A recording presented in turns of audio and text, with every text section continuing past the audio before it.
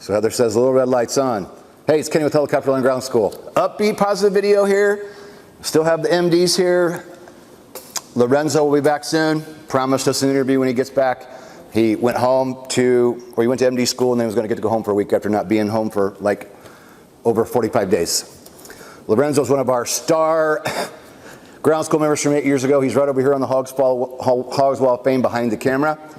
Lorenzo's great story that we're going to cover more. He's now flying these 8 years later. He has a great story that we're going to share with you when you see him. But for everybody that says, well, how do you get a job?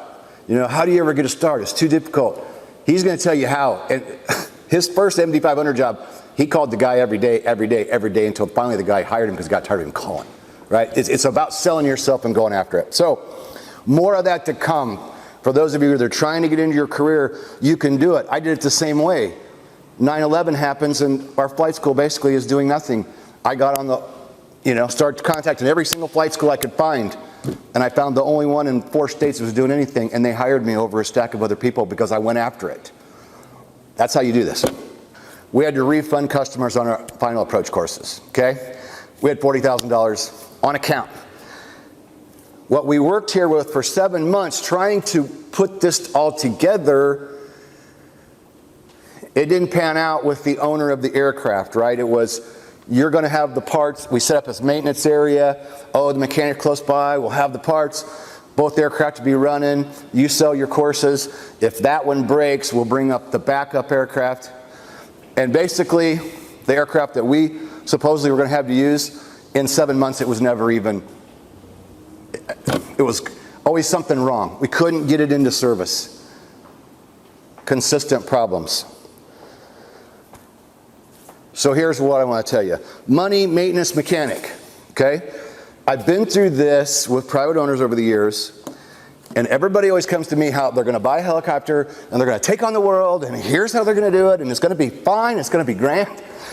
And I always say, great, if you have disposable income, and you have money to just write that check, and you're prepared to do that, and you're prepared to something breaks, you get on the horn, you find the parts, you find the mechanic, and you get it. Overnight it, get the guy there. Whatever it takes in this industry, people get screwed out of money a lot, right? We know what happened with Silver State Helicopters. I was talking to one of our members yesterday, a pro member. He's like, hey, well, how do you feel about money on account? He's going to this flight school, and he's having issues there. And I said, dude, don't even do it. And this is why we just went ahead and refunded our customers on those FACs we had. And they were all respectful, and they were courteous, and they were thankful. Because I said, look, I can't deliver what I promised to you. If you come, I'm only going to have maybe one aircraft. I got to fight to get the one here, flyable. I'm not going to have a backup for you. And most of them didn't even really, they're like, well, what else can we do? And I'm like, well, I can't. If I can't provide 2 aircraft, I can't do this for you. So rather than keep your money on account, I don't want that reputation. It's like we're going to cancel them because we started them, we scheduled them, and then we had to cancel them in the spring. So then we scheduled them for the summer and fall, and we were turning into aircraft still not going to be done.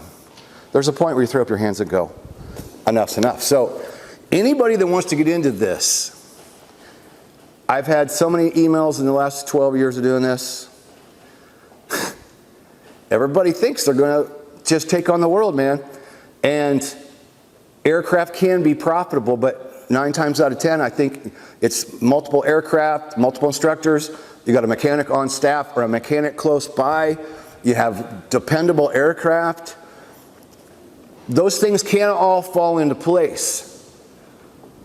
But if you're not willing to fix that aircraft the minute something is wrong with it, and if you're going to try to, oh, well, just go ahead and fly it. We're going to get to that. We're going to fix that. No, if it's broke on the pad, you don't fly it. Okay? If it's broke on the pad, you don't fly it.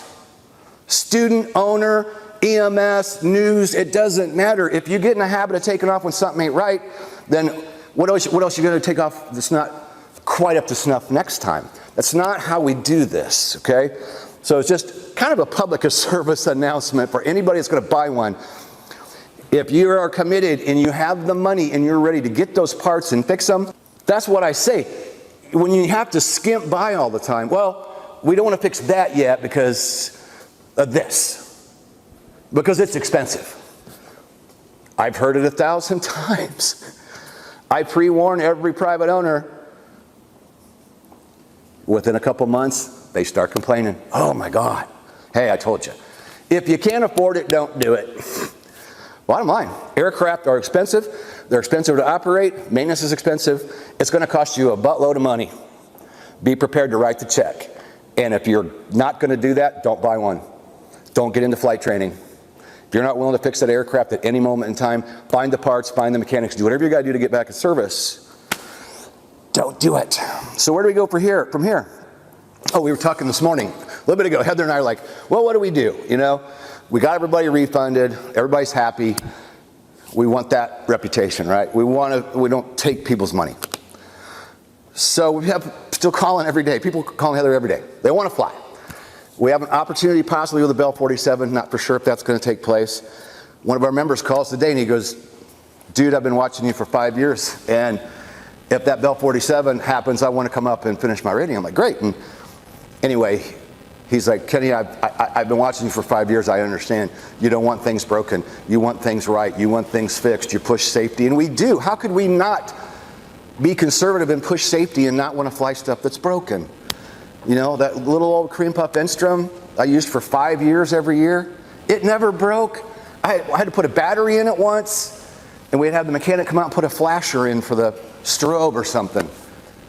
5 years, it never broke because when it went for its annuals, it got everything it needed.